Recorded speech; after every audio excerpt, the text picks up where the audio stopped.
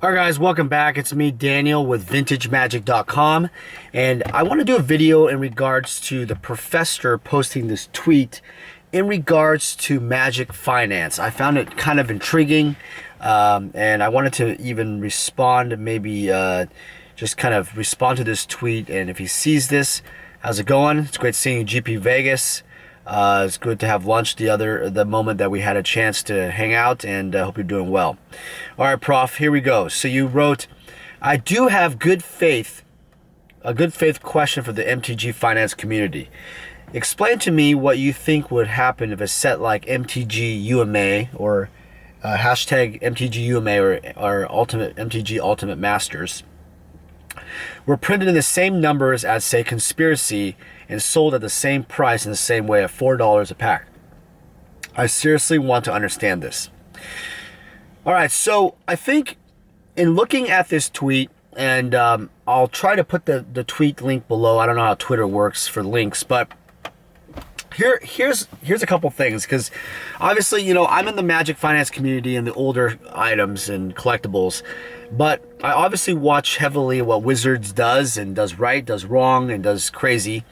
And I feel like it's kind of a difficult conversation, because really what you're asking is you want to make sure that the players get the cards at an affordable cost, and then you also want to have this is the case as far as I'm concerned. The Masters, Ultimate Masters, was a premium product, so it's not directly towards the players. So I think the problem here, Prof, in this case, is that Ultimate Masters and Masters products are really meant for collector-based items, and especially with the Ultimate Masters, because it's kind of like with a higher MSRP, which is absolutely insane. Obviously, I get it.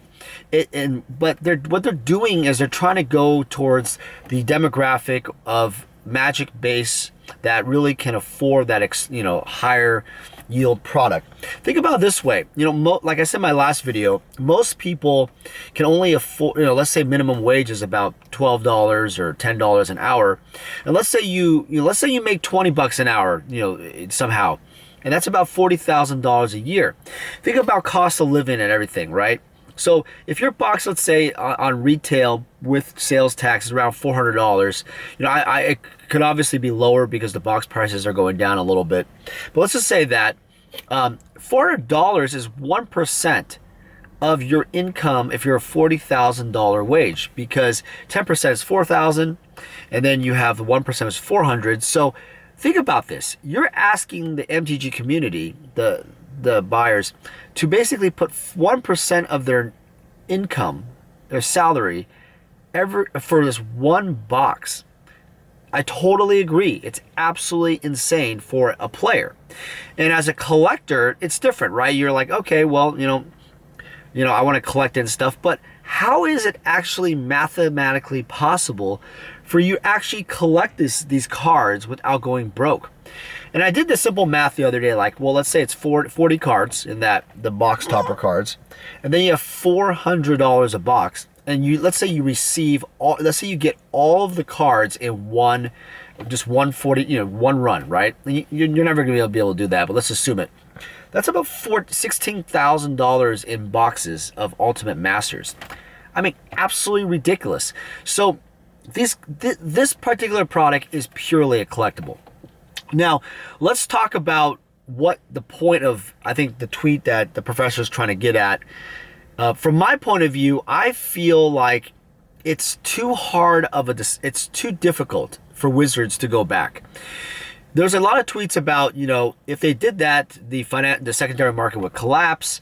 It would go to the Pokemon and Yu-Gi-Oh levels, and all that is true in many ways, because what happens is, Wizards doesn't want to acknowledge, obviously, the secondary market. Their idea is to basically sell boxes, right, and packs, and promote their products, digital or these traditional, paper products.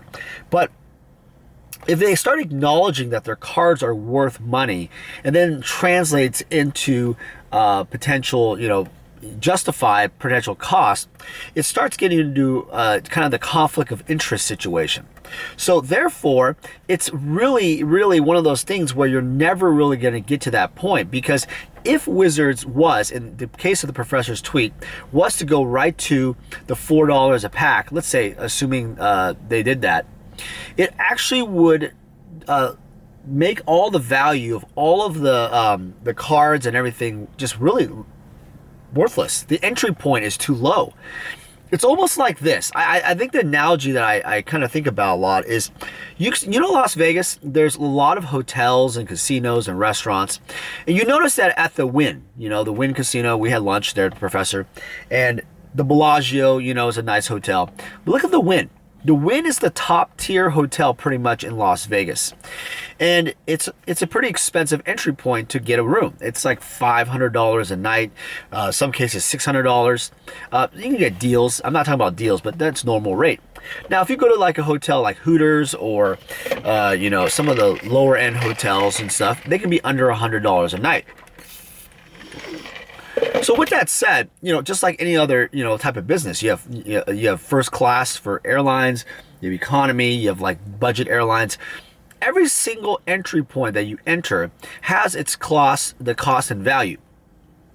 For Wizards to go to an entering point lower for a premium product and then reprinting these, you know, they're not acknowledging it, but it's true, these top end, you know, these are assets. These cards are assets. To picture this, they're like pieces of property, like, you know, Tomargoyf, all these things, right? Liliana. They're assets to Wizards where they actually will, like, they bought, and, you know, the art is obviously not licensed, but they essentially purchased the artwork, but this product is producing money and revenue like a piece of property for the rest of foreseeable future for Magic. So it's in their best interest to keep the values of them valuable. And that's the unfortunate thing. See, the problem with this is that they cannot do that. It's to their best interest, and it's a conflict of interest by just being a company that makes games. Now, let's say you make the packs $4, but you make the rarity, relationship wise like that. So you let the entry point be where, okay, we're at $4, but we also mathematically print out, I think some of the packs may say how often you get a foil or something. I don't know, but I know baseball card world and comic card world, to give you like 1 in 144 packs or 1 in 1200 packs or whatever the hell it is. And I think that's one of the problems, is a lot of the questions I see online in this particular thing is print runs. And that's the biggest problem, is that it's all relative, right? If you lower the price, the price point of entry, which is fine, but let's say you make the difficulty of getting the mythics and stuff really rare, then it maybe that's a win-win, right? You receive the packs, but you give an opportunity, you maintain the secondary market or the Wizards the Wizards products, and then they basically are able to have people purchase and draft the products. But then there's really rare collectibles, the top end reprintable cards that are more difficult to get. But see, the problem is, if you start making, let's say, the entry point low, and they put the rarities really like normal, like you get like, I don't know, 2 to 3 mythics, maybe 4 mythics in a box, something like that, you start diluting the values, and then the secondary market would eventually collapse or get to a certain flat line, and there would be no investability or no collecting. They'll be collecting into it, but the investability part would diminish, and you would see a big drop in revenues, and Wizards finally would have a lot of problems. So it's really difficult. This question actually becomes a question of, what is the best solution? And there really isn't a best solution. You look at other cards that they're printing, like, that they could print, stuff like that, even commons and uncommons. They're probably going to do something here and there, but, one of the biggest problems with this is that people are tired of the same reprints, but there's no diminishing prices, right? If the players are, right? There's a voice of the players saying, hey, you know, you keep printing these reprints, but the prices don't really go down that much because you make them so ultra rare anyway, and the entry points are so high, and it really never changes. And that's because, again, you know, the people at Wizards understand that if we go crazy, dilute everything, it's going to make the values very, very little.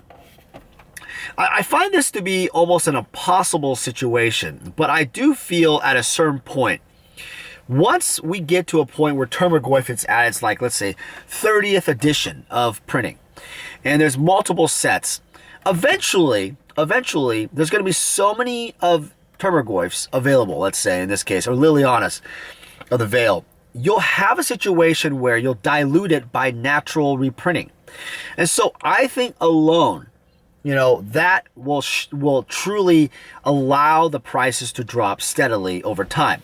And that's why I say to people, you know, before, like, you cannot bank on investing in the single modern cards or the reprintable non-reserve list cards, because ultimately they're going to reprint the cards again in some form.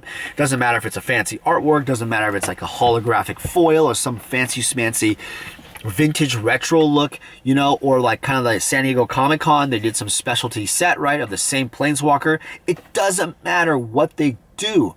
They're going to do something again and again and again. And it's to their best interest. They're just basically producing the same mechanic, lack of creativity in a way, but they're putting the creativity in the artwork, the framing, whatever you want to call it. So, like I said, I think it's going to have to be a factor of time. I think, to the prof, good question, but time is really the key. Over time, it's going to dilute throughout the years. Now, let me say this. I think we like to put a lot of blame in this community. I think the problem with this situation, you know, is we're always a critic. Everyone's a critic. You know, recently the box topper situation, I'm going to put a video out here soon about how it's searchable. But if you notice on the box topper, it says not for resale use. And I thought about this because I'll say this in my other video more specifically. But think about this. What they're doing is, it's almost as if they basically had the Ultimate Masters already lined up.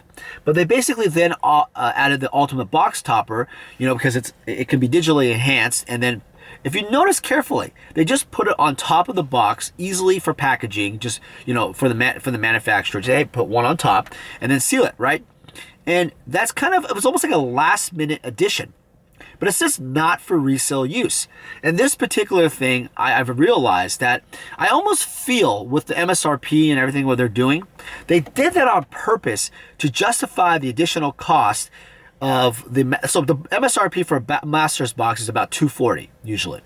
So the box topper cost is about, let's say, about almost $100. And that's what I really think what happened was they put that in there to make it ultra premium for the collector side to target another audience. Then they also logistically had to cover the additional cost to print those, you know, with the manufacturer, because there is some cost to that. It could have been a last minute thing. It could, you know, last minute things cost money.